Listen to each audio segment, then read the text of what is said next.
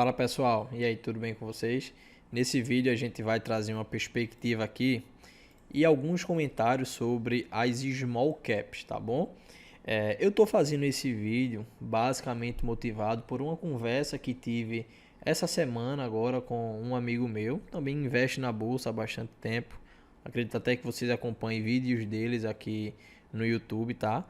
E ele me apresentou uma empresa com um valor de mercado bem baixo, tá? Uma empresa assim, digamos, com impacto bem ínfimo na bolsa de valores, mas que está tendo alguns resultados bastante interessantes, tá? Ele continua estudando sobre essa empresa, ainda não investiu nela. E depois da conversa que a gente teve, eu decidi adotar também um momento para estudar sobre essa empresa, ver se vai ser uma boa oportunidade ou não, tá? Vou apresentar essa empresa aqui no canal para a gente junto dar uma olhada nela, certo? Mas existem alguns pontos que a gente precisa primeiramente tratar. É o que são as small caps, o que de fato caracteriza as small caps, se vale a pena ou não. Aqui eu vou dar a minha opinião, quando que vale ou não a pena investir em uma determinada small cap, mas vai ser uma opinião minha, tá certo? E por fim, terceiro ponto, tá? Se eu tenho alguma dessas empresas na mira para começar a investir nela. No final, vou falar de uma empresa aqui, vou apresentar os dados dela. Uma empresa que eu estou achando fantástica e quem sabe um dia, a depender do que a gente vê aqui, pode ser que um dia eu mude a minha opinião a respeito do que eu vou falar dela. Mas antes disso, eu vou te pedir, por gentileza, se inscreva em nosso canal. Aqui a gente tem vídeos diários a respeito da Bolsa de Valores, falando sobre os ativos e trazendo também notícias aqui de investimentos. Voltando ao que de fato interessa, certo? A gente precisa fazer alguns comentários aqui a respeito do que são as small caps, ok? À esquerda, a gente tem, ok, certos tipos de nomenclaturas, né? Os tipos que a gente dá para as empresas. Temos as mega caps, onde seu valor de mercado ultrapassa os 80 bilhões de reais. As small caps são empresas com o patrimônio até 8 bilhões de reais. Patrimônio que eu falo, o valor de mercado, tá certo? Alguns outros termos aqui existem também, microcaps, nanocaps, mas em suma, em geral, a gente considera todas essas empresas aqui abaixo dos 8 bilhões de reais como small caps. E por que que deve se dar esses nomes para diferenciar umas empresas de outra, né?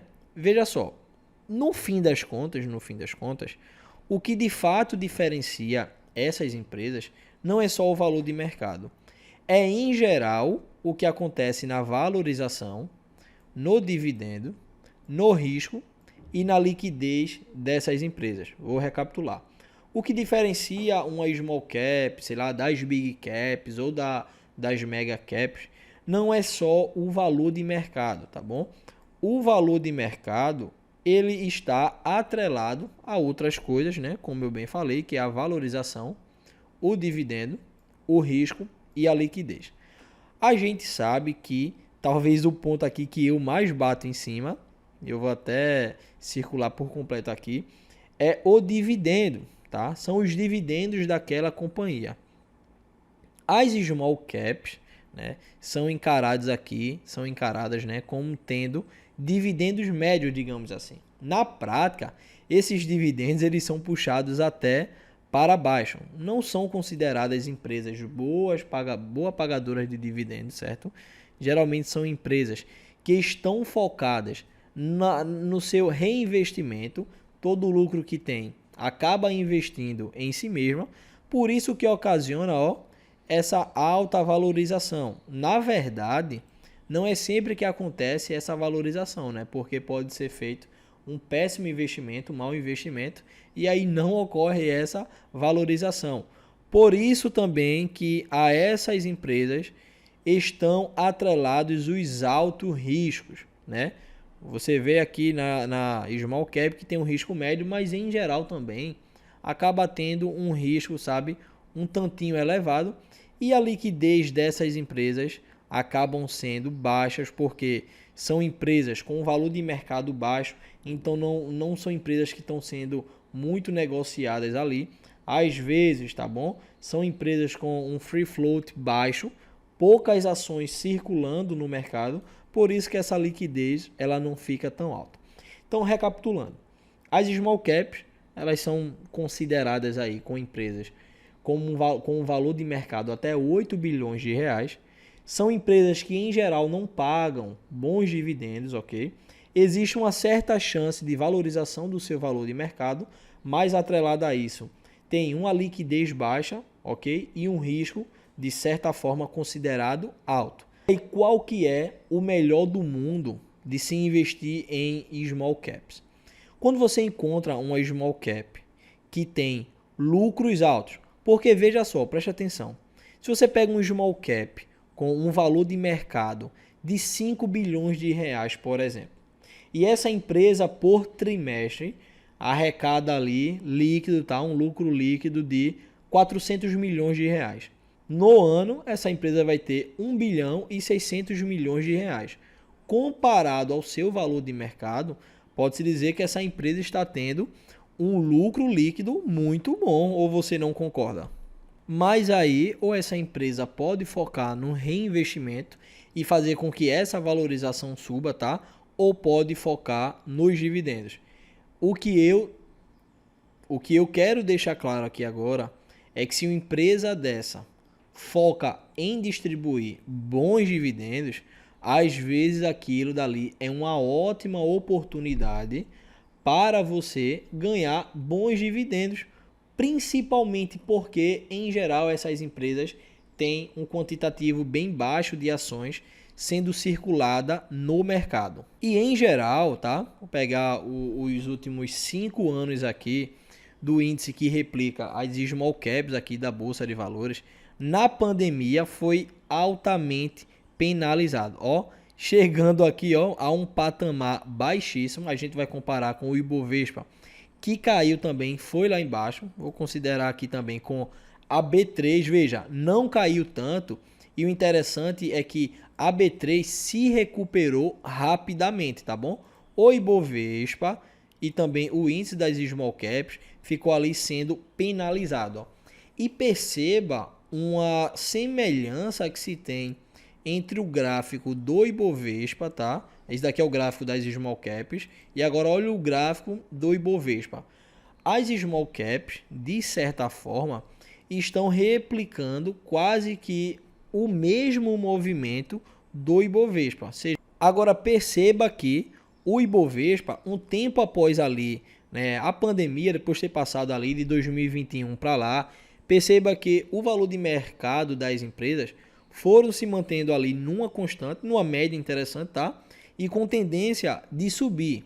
Já as small caps não, ó, tiveram um crescimento, ok? Foram crescendo e depois caíram e estão nesse, digamos aqui, nesse vale, ó, numa tendência de queda, mesmo que esteja com esse topozinho aqui crescente, mas está ainda numa queda, né? E isso, é claro, que tem totalmente a ver com aquilo que a gente falou quase agora, que é justamente o risco, né? A oscilação que tem muito no valor de mercado das small caps, o que pode causar um espanto, tá? E tirar o gosto de muita gente de investir nas small caps. A empresa da qual eu estava comunicando aqui, que eu estava falando, foi justamente o Banco Mercantil. É uma empresa bem antiga no nosso mercado brasileiro, acho que desde a década de 40, e está com um yield dos 12 meses interessante, na casa dos 7%, principalmente se você considerar que a empresa está, de certa forma, descontada. Mas o que eu quero que você perceba aqui nesse vídeo, nessa explicação, é que a empresa tem um valor de mercado de apenas 99 milhões de reais, um patrimônio líquido de 137 milhões de reais, tem uma disponibilidade, tá, de 1 milhão e pouco. E outro ponto que eu tinha já mencionado é o free float dessa empresa, que está na casa dos 8,5%. Talvez seja uma boa oportunidade para quem está querendo se tornar sócio dessa empresa no longo tempo, tá bom? Uma outra empresa que essa daqui, eu particularmente já venho acompanhando ela há bastante tempo, que é a Copasa, uma empresa, é um small cap muito boa. Veja o patrimônio líquido dessa empresa e o valor de mercado ali bem parelho, o valor de mercado um pouquinho abaixo. Veja a disponibilidade da empresa, mesmo que seja menor a dívida que ela tem, mas é uma empresa que tem um yield bem interessante na casa dos 8,83%. Tá com esse PVP de 0,91, certo? Eu já fiz vídeo aqui explicando alguns fundamentos da Copasa e eram fundamentos positivos, tá? Pontos excelentes aqui para a Copasa, e a gente pode trazer mais vídeos dela no futuro para explicar as razões por que eu acho essa empresa tão boa. E por fim, a gente tem uma empresa que talvez poucas pessoas aqui conheçam, tá? É a SEB, com o código SEBR3. Olha o yield dessa empresa. E algo que eu vou mostrar aqui agora, você vai ficar abismado, que é justamente a relação entre o patrimônio líquido dessa empresa, é um patrimônio de 1 bilhão e pouco, tá? Cerca de 1,2 bilhão de valor de mercado, só que olha o tanto que a empresa tem em caixa, a dívida é líquida.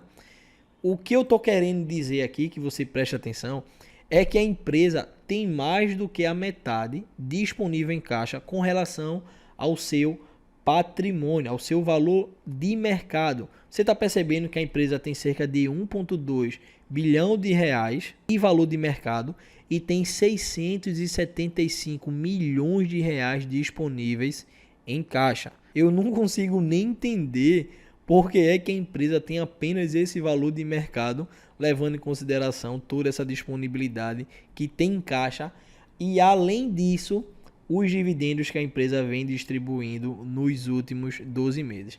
Essa daqui eu estou assim realmente tendencioso a tomar alguma atitude com relação a essa empresa, tá?